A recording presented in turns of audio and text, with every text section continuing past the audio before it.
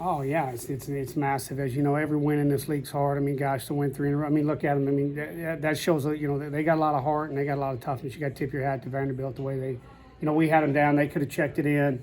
They did, and they came back and fought really hard, made it tough on us. And that's that. Like I say, you tip your hat to them. But fired up with the way our guys responded back. Chandler Marsh coming in right there, calming some things down. At the end of the game was huge.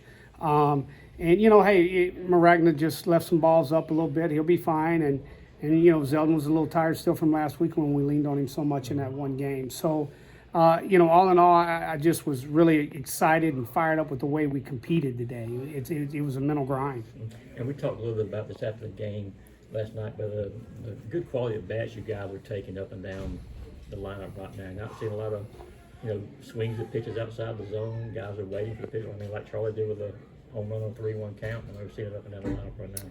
Yeah, that's the key to good offenses, right? And having the ability to be able to put runs on the board.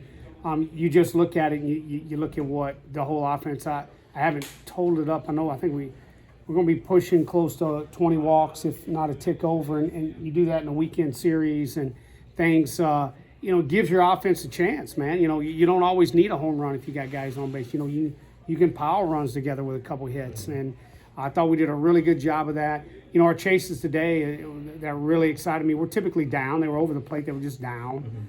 Which, hey, they got good stuff, man. Those guys, they threw some power arms at us again today with power stuff. So, if your chases are there, you're fine with it. When Charlie's sitting up at the plate with a 3-1 count, when the guy's got to come right to him, as his coach, you kind of licking your chops a little bit looking at that. Well, Charlie was seeing it well. I'm not going to lie to you. He hadn't done this many times. He told me when he went on deck, he said, if this guy's in the game, I'm going to stick him. And he said, I'm seeing him well. And he didn't say he's going to hit a home. He's just going to meet it and he's going to hit it hard. And, he's like, he felt good. He thought he was seeing that guy really well out of his hand. And so when it got to 3-1, I looked over Paul Farley and I said, this might get loud. And, hey, it's one thing, you can talk about the mistakes. It's one thing, for the pitcher to do it. It's another thing for Charlie to get a swing off. So he did. After the game on Tuesday against Kennesaw State, you said that Zach Harris had made the jump. He finishes the week with 7 scoreless, hitless innings and 10 strikeouts. Yeah, no, Zach. What Zach did today. We knew. I'm not gonna lie to you. When you're before the game and you're on paper and you're looking at things, we're like, all right, hey, if he can give us 3, we're feeling good about it. He ended up giving us that 4th one, and we probably could have sent him back out from a pitch count standpoint. I just thought his stuff was really flattening out a little bit. Which is what happens when you get tired towards the end of the week, and that's kind of what you saw with Zeldin today too. But hey, he got us off to a great start, 4 scoreless against obviously a really good offense. Charlie said you guys have had conversations about the postseason, bringing it back to Athens. Is that a player-led discussion? Is that something the coaches are involved in? You guys look at here it is. You can't ever. This league's really hard, but if you don't ever think about it, if you don't ever lay in your bed at night and go, hey man, I see yourself doing things here, well then how are you ever going to do it? So so you got to talk about it. It shouldn't be this unicorn, right? You should be able to think, because the first way you first have to talk about it, then you got to think about it, then you got to believe that you can do it, and that's kind of where we're at. We got 6 tough ones left, man. South Carolina's really good at home.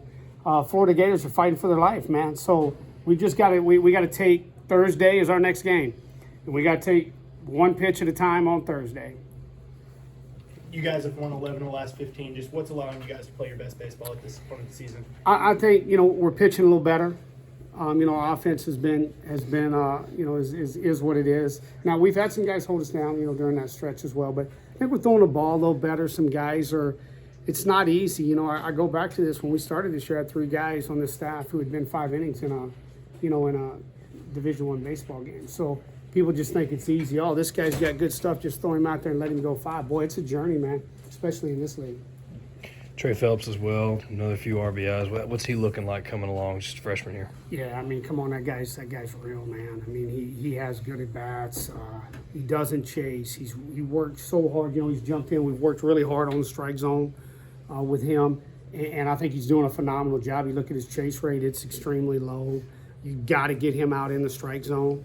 And when they're coming in there, he's getting a barrel on. The one ball he popped up on today, that was Well, that was an eyelash away from being a double, I thought. So he's seeing the ball really well right now, but he works really, really hard and brings a lot of energy to the field every day. Thank you, sir.